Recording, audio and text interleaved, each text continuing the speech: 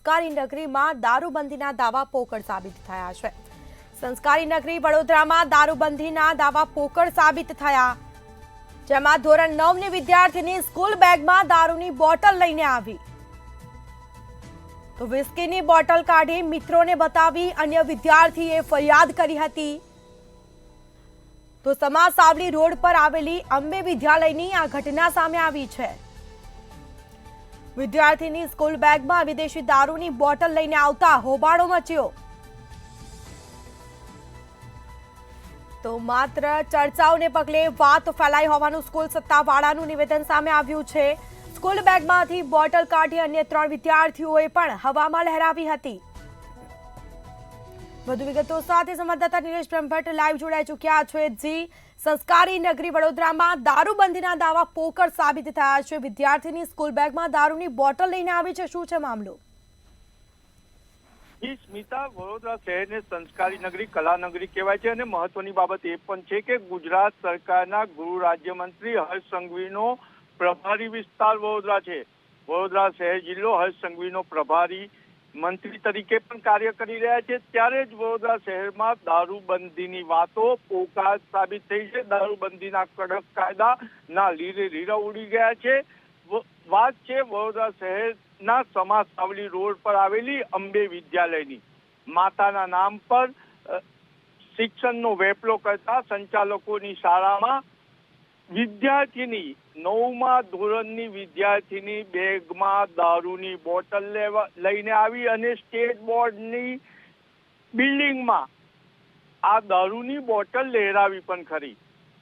9મા ધોરણની વિદ્યાર્થીની સ્કૂલ બેગમાં દારૂની બોટલ લાવી અને જાહેરમાં આ વિસ્કીની બોટલ લહેરાવી, પરંતુ અન્ય વિદ્યાર્થી આવી જતા વિદ્યાર્થીનીએ સ્કૂલ બેગમાં પરત આ બોટલ મૂકી દીધી અને જે વિદ્યાર્થી આવી ગયો હતો તેને ઘરે જઈને પોતાના વાલીને કીધું કે અમારી શાળામાં વિદ્યાર્થીની દારૂની બોટલ લાવી હતી અને ત્યારે આ સમગ્ર મામલો બહાર આવ્યો છે। જે વિદ્યાર્થીએ ઘરે જઈને વાલીને કહ્યું, એ વાલીએ સ્કૂલમાં જઈને પ્રિન્સિપાલને કીધું તો પ્રિન્સિપાલ ઢાંક પીછોડો કરતા નજરે પડ્યા।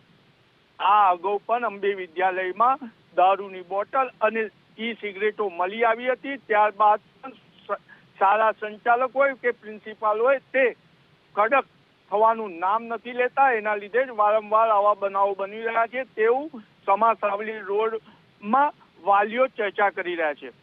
મહત્વની બાબત છે કે ધોરણ 9ની વિદ્યાર્થીની દારૂની બોટલ લાવી તો ક્યાંથી લાવી?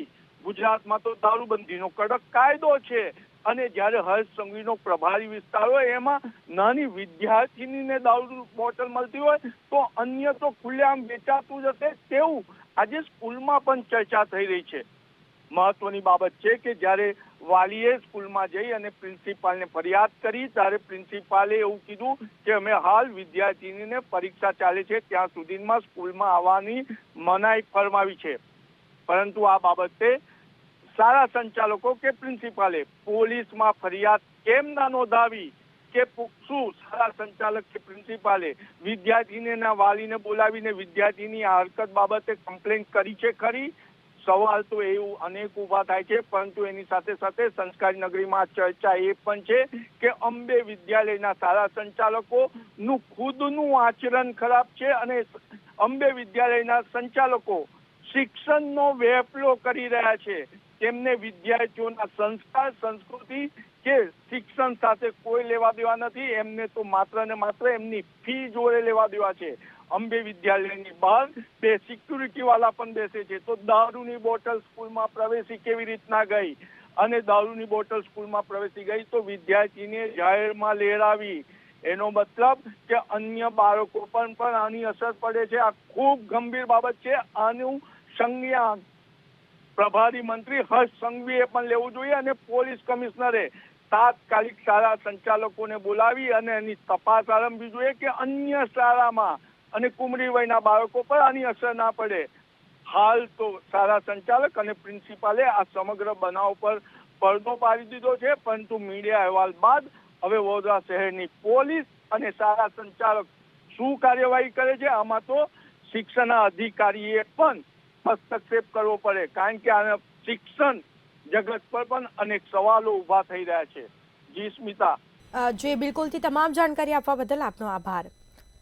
તો જેમાં વિસ્કીની બોટલ કાઢી મિત્રોને બતાવી હતી, જેમાં અન્ય વિદ્યાર્થીઓએ કહ્યું શિક્ષકને, અને જેમાં સમાસાવલી રોડ પર આ ઘટના બની છે. અંબે વિદ્યાલયની ઘટના સામે આવી છે. વિદ્યાર્થીની સ્કૂલ બેગમાં વિદેશી દારૂની બોટલ લઈને આવી હોવાનું જોવા મળ્યું છે. માત્ર ચર્ચાને પગલે વાત ફેલાઈ હોવાનું સ્કૂલ સત્તાવાળાએ નિવેદન આપ્યું છે. સ્કૂલ બેગમાંથી બોટલ કાઢી અન્ય 3 વિદ્યાર્થીઓએ પણ હવામાં લહેરાવી હતી.